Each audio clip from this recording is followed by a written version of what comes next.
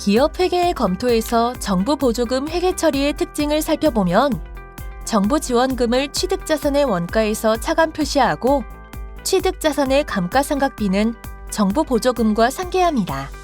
정부 보조금에 대한 다양한 회계 처리를 보면 비영리 회계 기준과 공익법인 회계 기준 K-IFRS 제1020호에 각기 다른 기준에 따라 다양한 회계 처리 방식이 있다는 것을 알 수 있습니다. 출연 자산 취득 및 감가상각 회계 처리를 보면 자산의 취득 금액은 시설 잉여금으로 표시하고 취득 자산의 감가상각비는 시설 잉여금과 상계합니다. 이번 시간의 학습 목표를 확인해 봅시다.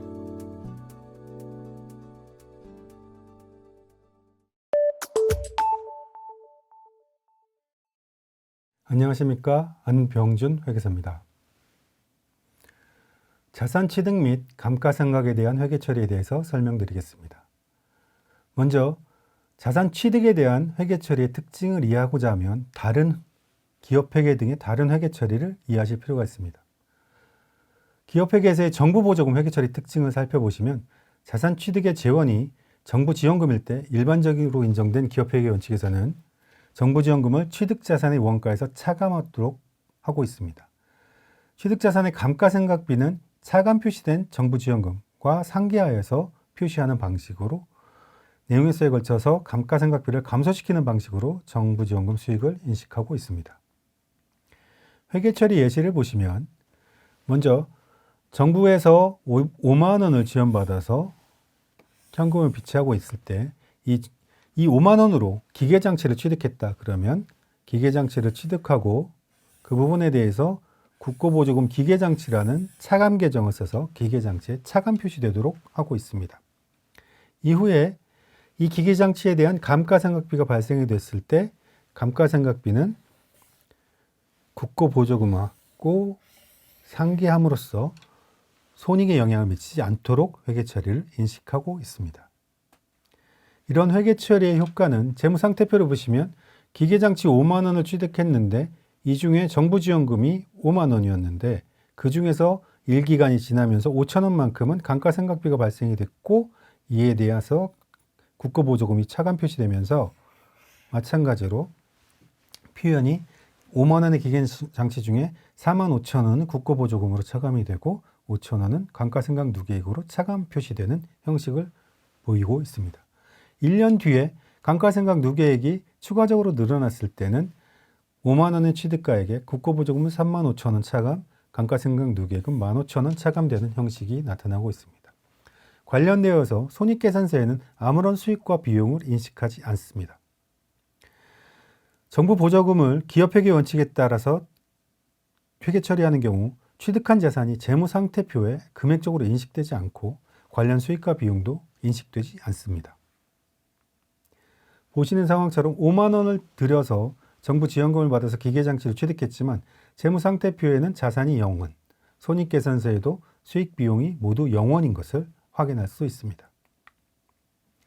이런 회계 처리의 문제는 출연연의 규모와 용량을 과소 표시하는 문제가 발생된다는 것입니다. 출연연은 대부분의 자산을 정부 출연금으로 취득하고 있습니다. 따라서 정부 출연금으로 취득한 자산에 대해서 기업 회계에 따라 회계 처리를 하는 경우에 출연연의 규모가 상당히 과소 표시되는 문제점이 발생이 됩니다. 따라서 이러한 출연연의 특성을 고려한 회계 처리 방법의 필요성이 증대하였기 때문에 출연연 회계 기준에서는 다른 회계 처리 방식을 사용하고 있습니다.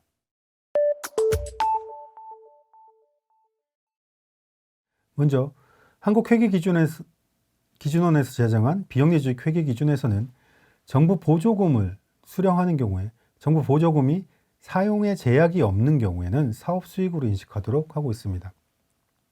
정부 보조금의 사용이 제약이 있는 경우에는 제약이 있는 순자산, 자본 항목으로 인식하도록 하는 회계 처리를 사용하고 있습니다.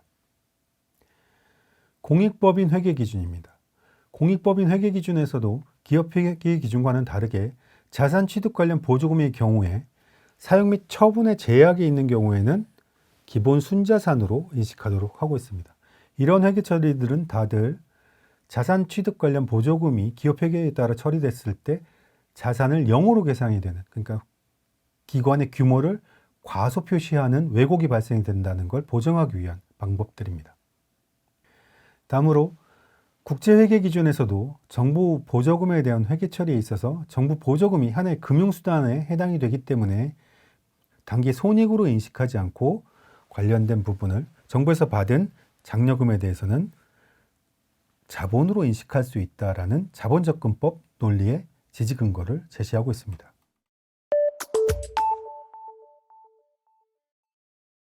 따라서 이러한 다른 회계 처리, 기업 회계 기준에서 비영리법인의 특징을 반영하지 못하는 부분을 고려해서 출연연 회계 기준에서는 연구원의 규모와 역량을 과소 표시하는 문제, 그리고 자산에 대한 감가상각 비용이 경영성과를 왜곡하는 문제를 해소하기 위해 자산의 취득 금액을 시설잉여금, 그러니까 자본화하여서 시설잉여금으로 표시하고 있습니다. 그리고 취득 자산의 감가상각비는 시설잉여금과 상계하도록 하고 있습니다. 물론 유의하셔야 되는 건 정부 지원금의 경우, 자산취득 정부 지원금의 경우에도 총액으로 수익과 비용을 모두 인식하는 것을 원칙으로 하고요. 수익과 비용으로 인식한 후에 자산은 추가 인식하고 자산과 관련된 수익을 인식하는 대신에 자산을 취득하기 위한 수익 재원을 자본화시켜서 시설잉여금으로 인식하는 구조입니다. 자산과 자본을 추가로 인식하는 구조입니다. 회계처리 예시를 보시면 연구기관이 과기정통부와 국가 R&D 계약을 체결하고 연구비를 15만 원 수령했을 때 일단 연구비 선수금으로 인식을 하게 되고요. 관련된 비용으로 과제에서 연구시설 장비비, 기계장치를 5만 원 취득했을 때 일단 관련된 비용을 연구사업 원가로 표시를 하게 됩니다. 연구사업 원가로 표시된 금액이 자산에 해당이 되는 경우 자산을 인식하고 대응 계정으로서 시설잉여금을 인식하게 됩니다. 그리고 기말에 직접비 사용된 금액을 합하여서 간접비 사용에 포함해서 국가연구개발 사업 수익을 인식하게 됩니다. 그리고 감가상각비에 대해서는 시설잉여금과 상기하는 회계처리를 진행하게 됩니다. 2000년도 회계처리는 마찬가지로 추가적으로 비용이 발생이 됐을 때 국가연구개발 사업 수익을 진행 기준으로 인식을 하게 되고 감가상각비에 대해서는 시설잉여금과 상기하는 회계처리를 진행을 하도록 하고 있습니다. 재무제표를 보시겠습니다. 국고보조금 정부 출연금 5만 원을 받아서 기계장치를 취득했을 때 1차 년도에 5만 원의 자산이 발생이 되고 그 중에 5천 원의 감가상각이 발생이 이루어지고요. 이에 대해서 4만 5천 원의 시설잉여금이 발생이 돼서 자산 총계 4만 5천 원, 순자산 총계 4만 5천 원이 계상되는 상태로 결산이 이루어집니다. 부분 연구운영 성과표에서도 연구사업 수익이 첫 해년도에 5만 원을 인식하고 연구사업 직접원가도 5만 원이 인식되는 구조입니다.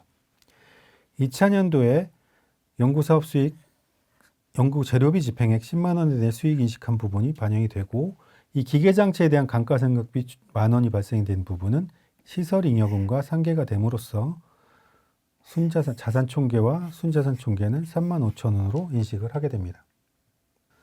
출연연 회계 기준에 따르는 경우 정부 출연금으로 비노동 자산을 취득하는 경우에도 취득원가에서 감가상각 누계액 및 손상차손 누계액을 차감한 금액이 재무상태표에 장부금액으로 반영이 됩니다. 정부 출연금에 대해서 자산 차감하지 않기 때문에 취득원가에서 감가상각 누계액과 손상차손 누계액을 차감한 장부가액이 재무상태표에 반영이 되도록 하고 있습니다. 취득자산의 감가상각비는 시설잉여금과 상계하도록 함으로써 연구운영 성과에는 영향을 미치지 않도록 하고 있습니다. 여기서 주의하셔야 될 부분이 비효당 자산 취득 시에 취득자산의 재원이 자본화되는 구조입니다. 따라서 자산의 취득 시에 부채를 부담하고 있는 경우에는 해당 부채를 상환하는 시점에 자본화가 진행되어야 합니다. 회계 처리에 대해서 살펴보겠습니다.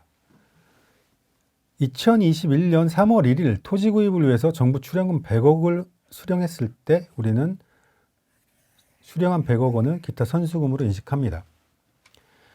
수령한 선수금으로 7월 1일에 토지를 300억 원에 취득하는 계약을 체결하고 100억 원을 지급한 후에 잔여금 200억 원에 대해서는 2차년도와 3차년도에 지급하는 것으로 계획이 체결되었다면 우리는 1차년도에 계약금으로 지급한 100억 원에 대해서는 시설구축비라는 비용을 인식하게 됩니다.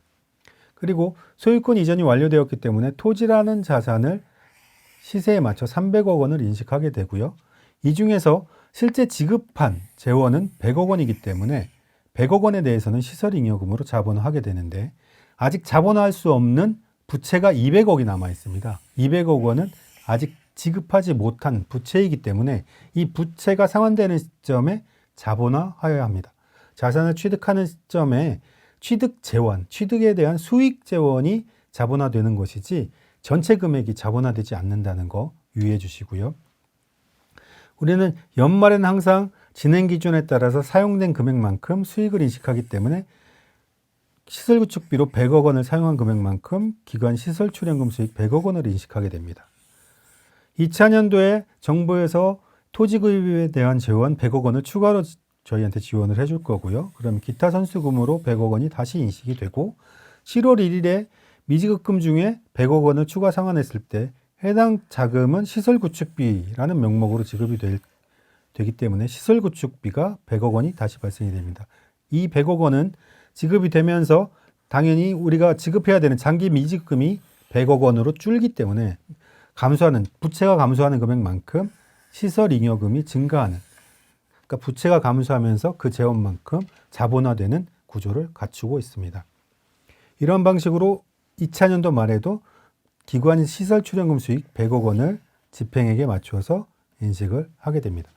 지금 2차년도 말까지는 저희가 300억 원의 토지 중에 200억 원은 자본화가 완료가 됐고 아직 상환되지 않은 장기 미지급금 100억 원이 부채로 남아 있어야 합니다. 기업 회계 검토에서 정부 보조금 회계 처리의 특징을 살펴보면 정부 지원금을 취득자산의 원가에서 차감 표시하고 취득자산의 감가상각비는 정부 보조금과 상계합니다. 대부분의 자산을 정부 출연금으로 취득하는 출연의 경우 기업 회계 원칙에 따라 회계 처리를 하면 출연의 규모와 역량을 과소 표시하는 문제가 발생되기 때문에 출연의 특성을 고려한 회계 처리 방법을 마련할 필요성이 있습니다. 정부 보조금에 대한 다양한 회계 처리를 보면 비영리 회계 기준과 공익 법인 회계 기준, KIFRS 제1020호에 각기 다른 기준에 따라 다양한 회계 처리 방식이 있다는 것을 알 수 있습니다. 출연의 자산 취득 재원이 대부분 정부 출연금에 해당하여 기업 회계의 원칙을 적용하면 과소 표시 및 경영 성과 왜곡에 대한 문제가 발생할 수 있습니다. 그러므로 자산의 취득 금액은 시설 잉여금으로 표시하고 취득 자산의 감가상각비는 시설 잉여금과 상계합니다.